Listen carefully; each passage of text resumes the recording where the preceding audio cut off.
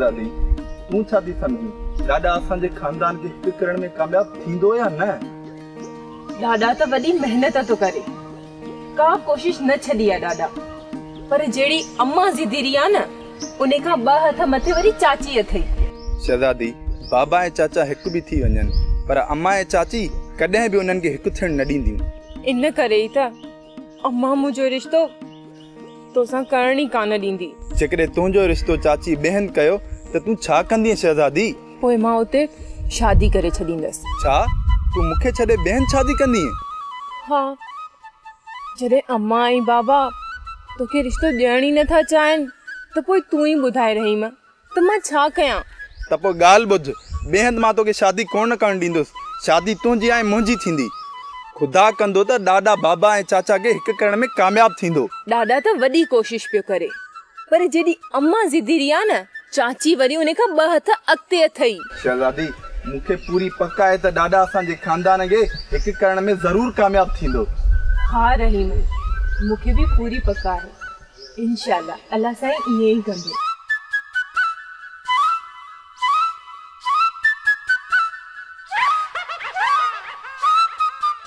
Cheryl पोड़ो निंड में आ या सकरात में वियो?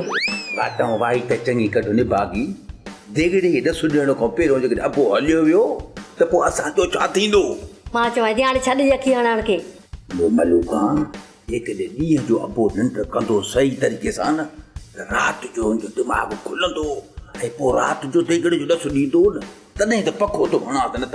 इहो त आहे शेरल, पोइ अॻे राति बि तो सॼी राति उजागो कयो हो, अञा ताईं पियो थो जागी ऐं हिन वक़्तु बि आराम नथो करे, त पोइ छा सॼी राति जागी सघंदी? निंड हाणे अचे किथे थी? सॼी राति ई अमीर थियण जा ख्वाब था ॾिसूं, अखि लॻे ई कोन थी। सुबुह जो उथो त कारियार कका का शइ कोन्हे, अबो वेठो आहे देगड़े जो पेट कढियो। रुगो अमीर थियण जा ख्वाब ऐं ख़्याल ॾिसंदा रहंदासीं, अमीर बि थींदासीं अलाए कोन। हुनजो देगड़ो आहे तॾहिं त बाबा चवे थो पियो, न त बाबा ॿार थोरो ई आहे जो वते थो खॾूं खोटाईंदो। इहा बाबा खे बि ख़बर है हिकिड़े सोन जो देगड़ो न निकितो ऐं हरू भरू असांखे लोड़ायो अथसि न त पुट मूंखे मारींदा। इन जे करे बाबा अहिड़ी मज़ाक कॾहिं न कंदो, यादि रखजांइ। इन जो मक़सदु त देगड़ो पूरियल आहे ऐं असां अमीर ज़रूरु थींदासीं। हा हा तूं हा न लाइ ॾींहुं वॻे ऐं ॾींहुं पोइ पाण थींदासीं करोड़पति। गाड़ियूं असां तुंहिंजे चवण ते शहज़ादी जो संग त ॾेई छॾियोसीं। हाणे इहो ॿुधाए त सोन जो देगड़ो आहे बि सही या तूं रे असां सां मज़ाक थो करे? अरे यार तू देखो बादशाह माण्हू आहे चेरल, मां हिन उमिरि में भला कूड़ ॻाल्हाईंदुमि तव्हां सां। अरे तव्हां करोड़पति छा अरबपति थियण वारा आहियो, अरबपति। हा शेरल मूं तोखे छा चयो हो, चाचो असां सां कॾहिं बि कूड़ कोन आणंदो। रुगो रहीम जी शादी थिए पोइ तव्हांखे सभु ख़बर पवंदी। ख़बर पवंदी? कहिड़ी ख़बर पवंदी बाबा? मुंहिंजो मतिलबु इहो आहे त तव्हांखे इहा ख़बर पवंदी त माण्हू करोड़पति कीअं थींदो आहे। चाचा राति जो न मां रोज़ ख़्यालनि ई ख़्यालनि में करोड़पति थी वेंदी आहियां। अलाए केतिरी त कारूं वठंदी आहियां, अलाए केतिरियूं माड़ियूं ठाराईंदी आहियां, अलाए केतिरा त ज़ेवर ठाराईंदी आहियां। अमां तुंहिंजा इहा ख्वाब तमामु जल्द सच थियण वारा आहिनि। तव्हां रुगो खैरनि सां रहीम ऐं शहज़ादीअ जी शादी थियण ॾियो, पोइ हिन पोड़े जा कमाल ॾिसिजो त कीअं त तव्हांखे बिना पैसे जे सॼी दुनिया जो सैर कराए।